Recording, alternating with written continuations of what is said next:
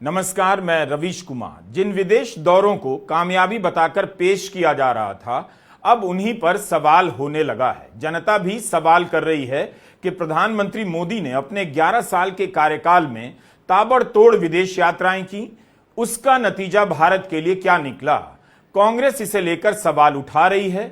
विदेश दौरों के लिए चुने गए सांसदों के नाम को लेकर जो राजनीति शुरू हुई, उसी के बहाने अब कांग्रेस इन प्रश्नों पर आ गई है। रेलवे के टिकट पर भी ऑपरेशन सिंदूर और प्रधानमंत्री के फोटो को लेकर विवाद होने लगा है कि क्या यह सब राजनीति नहीं है। इस फोटो में भी सेनाध्यक्षों की तस्वीर नहीं है, प्रधानमंत्री मोदी ही सैल्यूट कर रहे हैं। कांग्रेस प्रवक्ता सुप्रिया श्रीनेत ने सवाल उठाया है कि जो लोग कह रहे हैं कि कांग्रेस को राजनीति नहीं करनी चाहिए, उनसे मैं पूछना चाहती हूं कि ऑपरेशन सिंदूर के पोस्टर पर, बीजेपी के सोशल मीडिया पर, रेल टिकट पर और होर्डिंग पर नरेंद्र मोदी अपना फोटो छपवाकर कमांडो बन खड़े हैं, क्या वो राजनीति नहीं है? कामयाबी सेना की, लेकिन फोटो और पोस्टर में तस्वीर केवल प्रधानमंत्री मोदी की, क्या यह राजनीति नहीं है? इन तस्वीरों का यही मतलब है कि बीजेपी को इस ऑपरेशन का राजनीतिक लाभ जल्द से जल्द लेना है, वरना सेना के तीनों अंगों के प्रमुखों की तस्वीर होती, या कम से कम उन सैनिकों की तस्वीर जो देश के लिए शहीद हुए हैं, मगर केवल एक और एक चेहरा प्रधानमंत्री मोदी का। इसी तरह विदेश नीति का एक ही चेहरा प्रधानमंत्री नरेंद्र मोदी।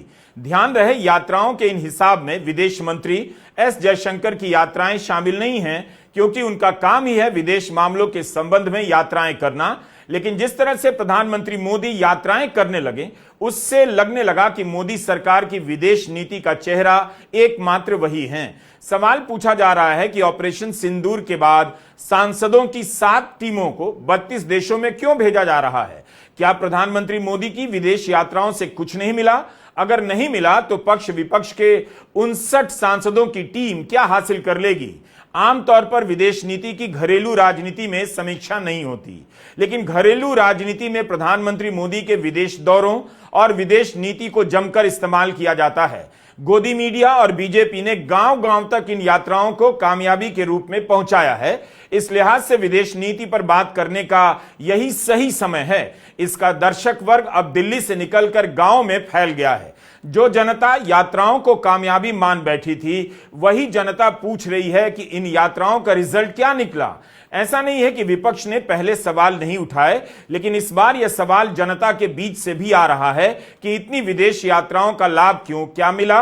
भारत क्यों अकेला नजर आ रहा है? क्यों पहलगाम आतंकी हमले और ऑपरेशन सिंदूर के बाद कोई देश भारत के साथ खड़ा नजर नहीं आ रहा? यह सवाल रह रहकर अमेरिका के राष्ट्रपति ट्रंप के कारण भी उठता जा रहा है। वे लगातार भारत का नाम पाकिस्तान के साथ ले रहे हैं, पाकिस्तान की तारीफ करते हैं, खुलकर एप्पल के सीईओ से कहते हैं भारत में उनका प्रोडक्ट बन रहा है, उन्हें पसंद नहीं। अनेक बार कह चुके हैं कि भारत और पाकिस्तान के बीच लड़ाई उन्होंने रुकवाई, व्यापार की डील को लेकर धमकी दी, जिसके बाद लड़ाई रुक गई। भारत ने आधिकारिक चैनल से इसका प्रतिकार किया है, लेकिन जनता अब नोट करने लगी है कि ट्रंप जब भी भारत को लेकर कुछ बोलते हैं, प्रधानमंत्री मोदी कुछ भी नहीं बोलते। भारतीय नागरिकों को हथकड़ियां पहनाकर भारत भेज दिया अमेरिका ने, तब भी प्रधानमंत्री मोदी ने कुछ नहीं बोला, विदेश मंत्री ने भी चुप्पी साध ली, जबकि इन्हीं ट्रंप को माई फ्रेंड कहा जाता रहा। गोदी मीडिया में जश्न का माहौल था जब ट्रंप दूसरी बार जीते। गोदी मीडिया को लगा कि एक और दोस्त जीत गया है। सतही जश्न और विश्लेषण के जरिए भारत के दर्शकों को झांसा दिया गया कि ट्रंप की जीत भी प्रधानमंत्री मोदी की सफलता है। और अब जब ट्रंप अपने हिसाब से चलने लगे हैं, तो गोदी एंकर बता रहे हैं ट्रंप कोई मायने नहीं रखते। अगर ट्रंप इतने ही निरर्थक हो चुके हैं, तब फिर प्रधानमंत्री मोदी उनके बयान का जवाब क्यों नहीं दे पाते? उसी समय ट्वीट कर देते कि कश्मीर पर कोई हस्तक्षेप स्वीकार नहीं होगा, आपका शुक्रिया। यहां तो ट्रंप क्रेडिट पर क्रेडिट लिए जा रहे हैं कि उन्होंने लड़ाई रुकवाई और खंडन भी नहीं किया जा रहा। कर दीजिए, अगर ट्रंप गोदी मीडिया के लिए अब कुछ भी नहीं है तो। हुआ यह है कि विदेश नीति को लेकर हिंदी के अखबारों में और हिंदी के चैनलों में खूब लिखा गया, दिखाया गया, एक तरफा कामयाबी का ऐलान कर दिया गया। विदेश दौरों को ही मिलने जुलने की तस्वीरों के सहारे ही सफलता का प्रदर्शन किया गया। आज उस जनता को यकीन नहीं हो रहा कि जिस विदेश नीति को उसने कामयाबी के रूप में स्वीकार कर लिया था, भारत के विपक्ष के सांसदों की मदद अब क्यों ली जा रही है। एकता का ही प्रदर्शन करना था तो तृणमूल कांग्रेस से पूछे बिना यूसुफ पठान का नाम क्यों शामिल किया गया? यूसुफ पठान इस राजनीति को समझ गए और खुद को अलग कर लिया। जब इसे लेकर ममता बनर्जी ने बोला तब जाकर सरकार ने अब पार्टी से पूछा है और अभिषेक बनर्जी का नाम पार्टी की तरफ से मनोनीत किया गया। यही आरोप तो कांग्रेस ने लगाया कि शशि थरूर का नाम कांग्रेस ने नहीं दिया तो बिना पूछे क्यों शामिल किया गया। शशि थरूर ही नहीं, कांग्रेस से पूछे बिना मनीष तिवारी का नाम भी दे दिया गया। तो क्या यह राजनीति नहीं थी? तृणमूल कांग्रेस से पूछा नहीं, यूसुफ पठान का नाम दे दिया। कांग्रेस से पूछा और जो नाम दिया गया उसमें से शामिल नहीं किया गया। गौरव गोगोई, सैयद नसीर हुसैन और अमरिंदर सिंह राजा वारिंग को प्रतिनिधिमंडल में शामिल नहीं किया गया। कांग्रेस के दिए गए 4 नामों में से केवल एक नाम ही सरकार ने चुने। जाहिर है जब इस तरह की सतही राजनीति होगी तो कांग्रेस भी सवाल करेगी कि आपको यह सब करने की जरूरत क्यों पड़ रही है। जिस तरह से शशि थरूर का चुनाव कर कांग्रेस को चिढ़ाने की कोशिश की गई, उसी तरह कांग्रेस भी अब इस प्रतिनिधिमंडल में जाने वाले सांसदों के नाम को लेकर सवाल करने लगी है। बीजेपी के सांसद निशिकांत दुबे कुछ ही दिन पहले सुप्रीम कोर्ट में वक्फ कानून की सुनवाई पर इनका बयान था कि सुप्रीम कोर्ट गृह युद्ध के लिए जिम्मेदार होगा। उनके इस बयान पर सुप्रीम कोर्ट ने फटकार लगाई है, उनके खिलाफ कार्रवाई नहीं की, लेकिन कहा कि उनके बयान गैर जिम्मेदार हैं, तर्कहीन हैं और बेतुके हैं। कांग्रेस प्रवक्ता सुप्रिया श्रीनेत ने लिखा है कि हिंदुस्तान के मुसलमानों के खिलाफ दिन भर जहर उगलने वाले, ऊट पटांग बकवास करने वाले डिग्री दुबे सऊदी अरब, कुवैत, बहरीन और अल्जीरिया के मुसलमानों को भारत के ऑपरेशन सिंदूर के बारे में समझाने जा रहे हैं। गजब विडंबना है। मोदी सरकार ने सांसदों की टीम बनाने को लेकर जिस तरह से राजनीति की शुरुआत की, उसके कारण उनकी विदेश यात्राएं भी निशाने पर आ गई हैं। जो बात विपक्ष भी भूल गया था अब उसे लेकर पूछने लगा है कि प्रधानमंत्री मोदी की विदेश यात्राओं का क्या लाभ निकला कि अब केवल गुटबाजी लेवल की राजनीति करके प्रतिनिधिमंडल बनाया जा रहा है। गोदी मीडिया जिस विपक्ष को 11 साल से देश के लिए खतरनाक बताता रहा, विपक्ष को नष्ट करने में जुटा रहा, विपक्ष विरोधी पत्रकारिता करता रहा, अब उसे भी स्वीकार करना पड़ रहा है कि मिटा देने की इतनी मेहनत करने के बाद विपक्षी दलों से भी सांसदों को भेजना पड़ रहा है। जो प्रधानमंत्री सर्वदलीय बैठक में नहीं आए, 2 बार सर्वदलीय बैठक हुई मगर प्रधानमंत्री मोदी नहीं आए, अब उन्हें भी विपक्ष का सहयोग लेना पड़ रहा है। लेकिन इस तरह से विपक्ष के सांसदों को चुनने में राजनीति होगी तो उनकी विदेश यात्राओं को लेकर संदेह किया जाएगा, सवाल पूछा जाएगा कि मकसद क्या था। प्रधानमंत्री मोदी ने जो दिन रात यात्राएं की उसका नतीजा क्या निकला। लोगों के मन में यह बात घर कर गई है कि भारत अलग थलग पड़ गया है। पहलगाम हमले और ऑपरेशन सिंदूर के बाद दुनिया के तमाम देशों ने भारत से किनारा कर लिया और बीच बचाव का बयान देने लगे। कांग्रेस ने भी इसे लेकर सवाल उठाया है। प्रवक्ता जयराम रमेश ने लिखा है कि हमारी विदेश नीति पूरी तरह फेल हो गई है। विदेश नीति का मतलब केवल विश्वगुरु बन जाने का दावा करना नहीं है। पिछले 60-70 साल से विदेश नीति में निरंतरता रही है। मोदी सरकार ने उस सिलसिले को तोड़ दिया।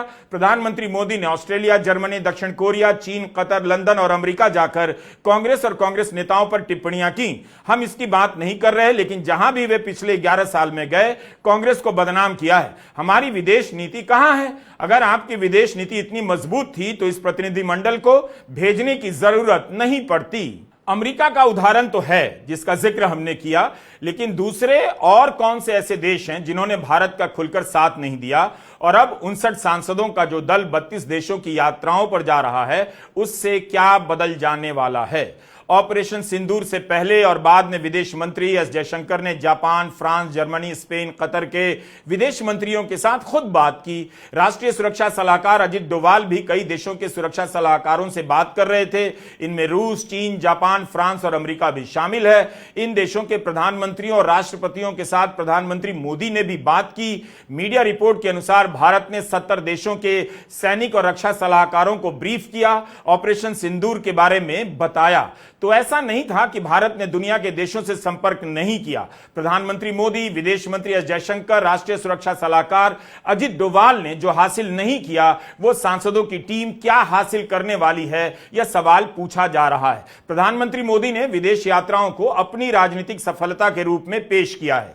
इस बात पर जोर दिया गया कि कहां कहां भारत के प्रधानमंत्री का पहला दौरा हुआ और वहां उनके स्वागत में कितने लोग आए, जबकि वहां आने वाले ज्यादातर भारतीय और भारतीय मूल के ही ही लोग थे। फिर भी इस तरह से पेश किया गया कि उस देश में भव्य स्वागत हुआ और उस देश के लोग भी स्वागत करने सड़कों पर आए। कई जगहों को लेकर रिपोर्ट छपी है कि प्रधानमंत्री के दौरे पर उन देशों में रहने वाले भारतीयों को बुलाकर मोदी मोदी करवाया गया, रैली का समा बांधा गया। इन आयोजनों के खर्चे को लेकर भी सवाल उठते रहे। 2014 में प्रधानमंत्री बनने के बाद से लेकर आज तक प्रधानमंत्री मोदी 89 बार विदेश दौरे पर गए। हो सकता है कि विदेश दौरों में शतक बनाने का रिकॉर्ड कोई मन में हो, लेकिन जनता अब रिजल्ट पूछ रही है। उनकी यात्राओं का रिकॉर्ड देखने से लगता है कि एक बार की यात्रा में प्रधानमंत्री मोदी 1 से लेकर 4 देश का दौरा कर लेते हैं। पहले कार्यकाल में ही 92 देशों से अधिक देश चले गए। पीएम इंडिया की वेबसाइट पर मौजूद जानकारी के अनुसार वे अब तक 151 बार देशों का दौरा कर चुके हैं। इनमें से कुछ देशों का उन्होंने 1 से अधिक बार दौरा किया है, तो उसकी गिनती भी 2 या 3 बार की जाएगी। भले ही 92 बार वे भारत से बाहर गए, लेकिन इस दौरान 151 बार देशों का दौरा किया। बतौर प्रधानमंत्री उनका पहला दौरा भूटान का था और सबसे ताजा विदेश दौरा सऊदी अरब का था, जहां से प्रधानमंत्री मोदी पहलगाम हमले के कारण जल्दबाजी में लौट पड़े। प्रधानमंत्री मोदी पहले कार्यकाल में 92 से अधिक देशों की यात्रा पर गए। 2021 से 25 के बीच 31 बार यात्राएं की, करीब 50 देश गए। कोविड के 1.5 साल के दौरान उन्होंने कोई विदेश यात्रा नहीं की। इस दौरान की यात्रा का रिकॉर्ड उनकी वेबसाइट पर नहीं है। अपने पहले कार्यकाल के शुरुआती 55 महीनों में 92 देशों का दौरा कर लिया, जबकि 10 साल तक प्रधानमंत्री रहे मनमोहन सिंह ने 74 देशों की ही यात्राएं की। इससे ज्यादा यात्राएं प्रधानमंत्री मोदी ने 5 साल में कर डाली। पूरे उनके चेले, उनका भक्त मीडिया दिन भर चलाता था, पापा ने वॉर रुकवा दी, रूस और यूक्रेन की वॉर पापा ने रुकवा दी। और जब अपने देश की बारी आई, जब पाकिस्तान से हमारी जंग छिड़ी, आप उसको जंग कहें, आप उसको आतंकियों के ठिकाने पे हमला कहें, जो भी कहें, एक भी देश भारत के साथ खड़ा हुआ नहीं दिखा। छोड़िए बाकी देशों को, नेपाल तक ने एक स्टेटमेंट नहीं दिया, भूटान ने स्टेटमेंट नहीं दिया, कोई आपके साथ नहीं खड़ा था। हमारे जो कन्वेंशनल रूप से पारंपरिक मित्रताएं जिन देशों से है, वो तक नहीं बोले। जिन देशों के साथ हमने अरबों रुपए का व्यापार किया, तेल खरीदा, हथियार खरीदे, एक शब्द उनमें से एक भी देश ने नहीं बोला। क्या यह विदेश नीति की चूक नहीं है? क्या इसमें कोई सीएजी रिपोर्ट आएगी कि साहब इतना अरबों रुपए का खर्च हुआ, प्रचार हुआ, विदेश यात्राएं हुई, लेकिन भारत को क्या मिला? ये सवाल हम बार बार पूछते थे। प्रधानमंत्री की छवि से कहीं ज्यादा महत्वपूर्ण भारत के हित होते हैं। क्या विदेश नीति में भारत के हित सिद्ध हो रहे हैं या नहीं? प्रधानमंत्री जा जाकर विजय चौथाई वाला कोई है इनके, बसें भर भर के इवेंट करवाते थे, कभी अमेरिका में, कभी कनाडा में, कभी इंग्लैंड में, ऑस्ट्रेलिया में, जहां जाते प्रधानमंत्री वहां बड़े बड़े इवेंट्स करते और डंका बजाते, मैं विश्व गुरु बन गया। विश्व गुरु की असलियत ऑपरेशन सिंदूर के दौरान भारत के अलग थलग पड़ने पर खुल गई। प्रधानमंत्री मोदी की विदेश यात्राएं तब भी खटक रही थीं, क्योंकि उसी समय इन यात्राओं के नतीजे पर बात नहीं हो रही थी। केवल स्वागत हुआ, भीड़ आई, तालियां बजी, इसी सब के कवरेज से यात्रा की बात समाप्त कर दी जाती थी। धीरे धीरे विपक्ष ने संसद में उनकी यात्राओं के खर्चे का हिसाब मांगना शुरू कर दिया। जून 2014 से दिसंबर 2018 के बीच प्रधानमंत्री मोदी के दौरों पर कुल मिलाकर 2021 करोड़ का खर्च आया। हर यात्रा पर औसतन 22 करोड़ खर्च हुआ। यह जानकारी तत्कालीन विदेश राज्य मंत्री वीके सिंह ने आम आदमी पार्टी के सांसद संजय सिंह के सवाल के जवाब में दिसंबर 2018 में राज्यसभा में दी थी। कांग्रेस अध्यक्ष मल्लिकार्जुन खड़गे ने राज्यसभा में इन खर्चों को लेकर सवाल पूछा।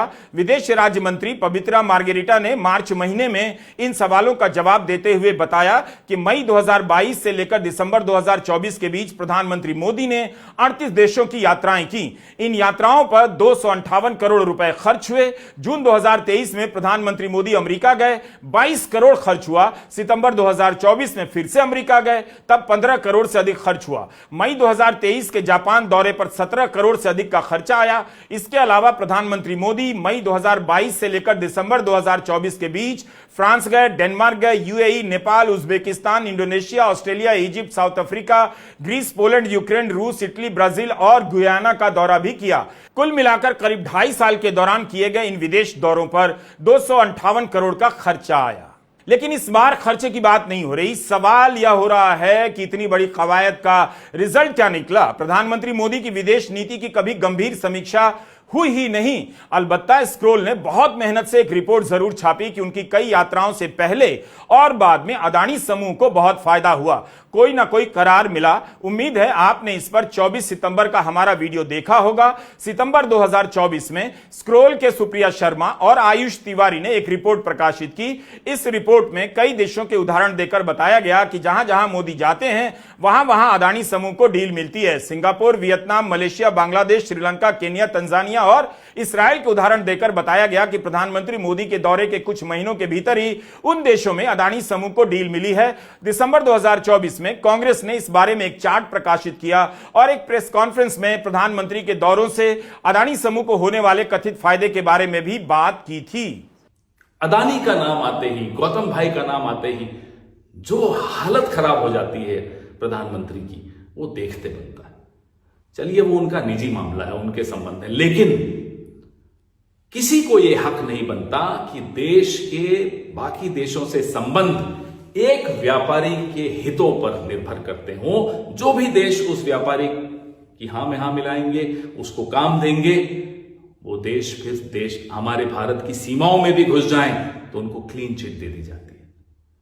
और जो देश इंक्वायरी बैठा दें, कोई भ्रष्टाचार की बात कर दें, इस व्यापारी से संबंधित कोई रिपोर्ट निकाल दें, तो उनके खिलाफ षड्यंत्र में शामिल होने का आरोप लग जाता है। ये कहां का न्याय है? ये कहां की विदेश नीति है? मुद्दा यह है कि राजा की जान तोते में है, और ये तोता मिर्ची नहीं खाता, ये तोता पोर्ट खाता है, एयरपोर्ट खाता है, बिजली खाता है, कोयला खाता है, शेयर मार्केट में शेयर धारकों का पैसा खाता है।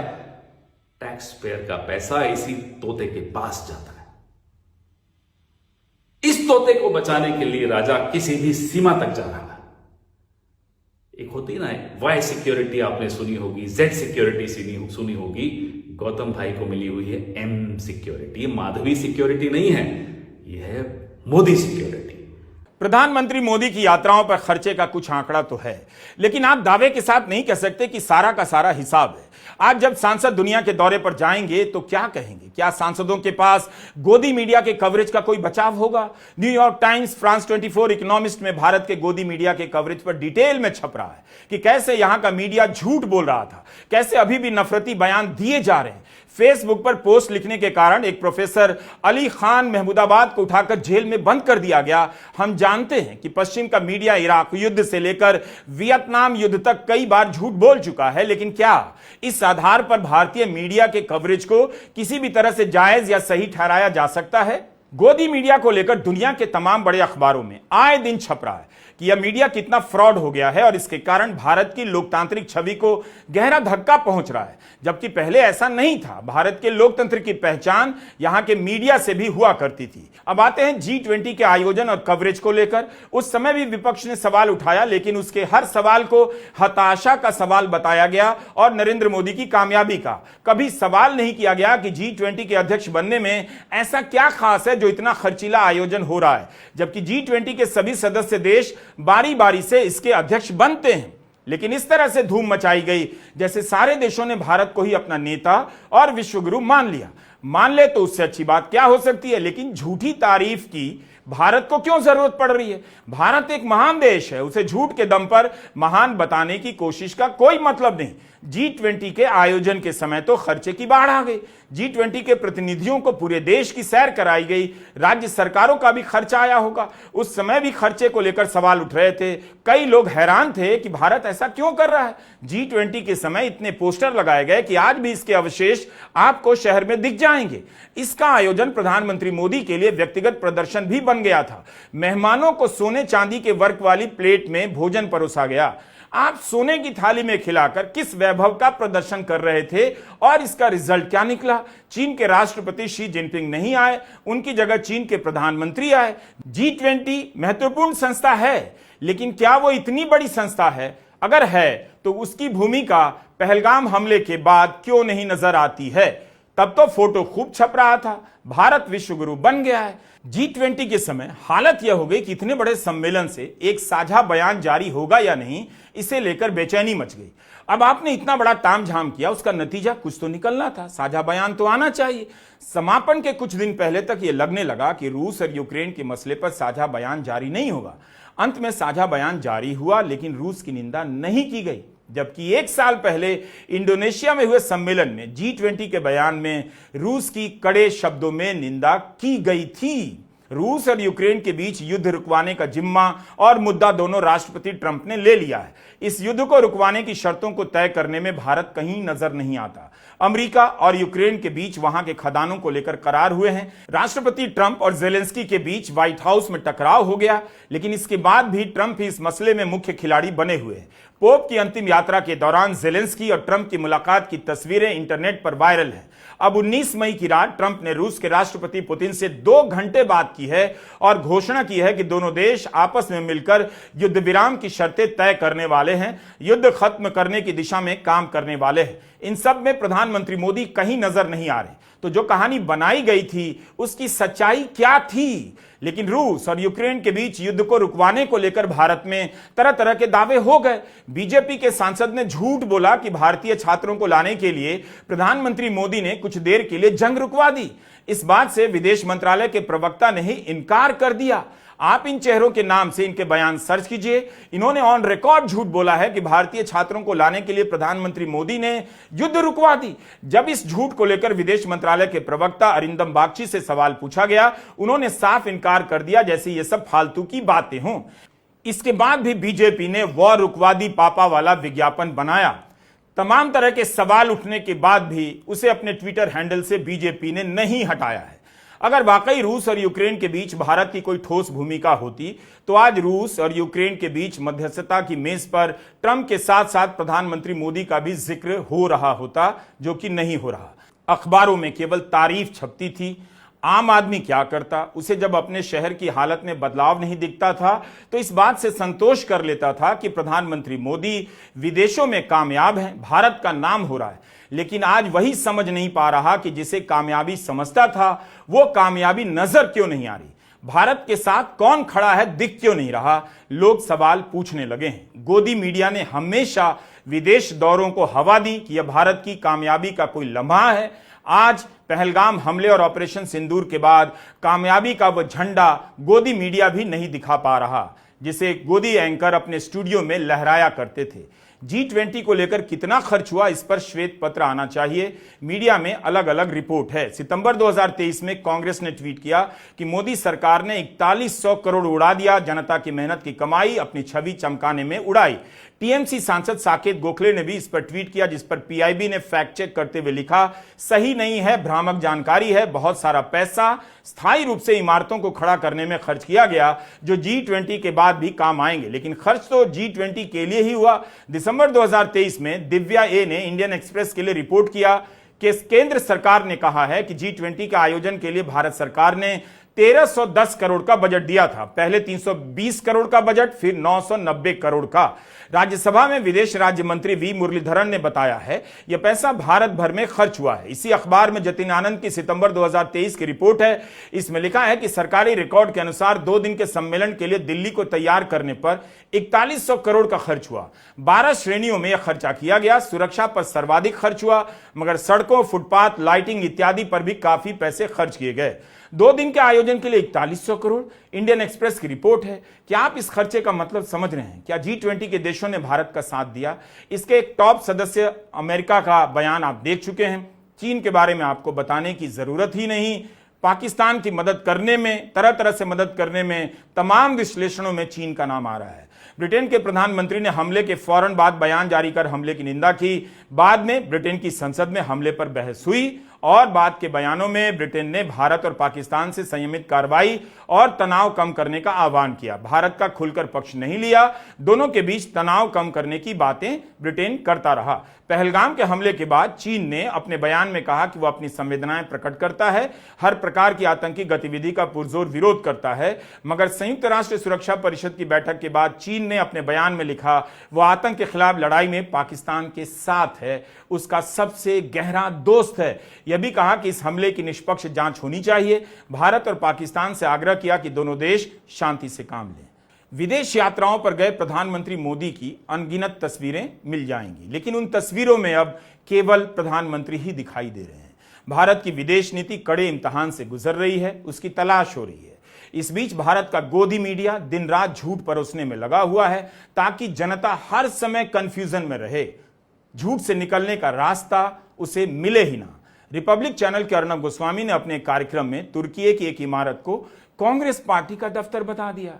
इस पर कांग्रेस के प्रवक्ता पवन खेड़ा ने कहा, तुर्की की राजधानी इस्तांबुल में जिस कांग्रेस सेंटर को कांग्रेस पार्टी का दफ्तर रिपब्लिक चैनल बता रहा है वो इस्तांबुल नगरपालिका की इमारत है, उसका कन्वेंशन सेंटर है। इसके बाद कांग्रेस जगह जगह की इमारतों की तस्वीरों को ट्वीट कर रही है कि शिकागो के कांग्रेस प्लाजा होटल को भी कांग्रेस पार्टी का बता दीजिए, प्राग के कांग्रेस सेंटर को भी कांग्रेस पार्टी का बता दीजिए, अमेरिकी कांग्रेस को भी कांग्रेस पार्टी का बता दीजिए।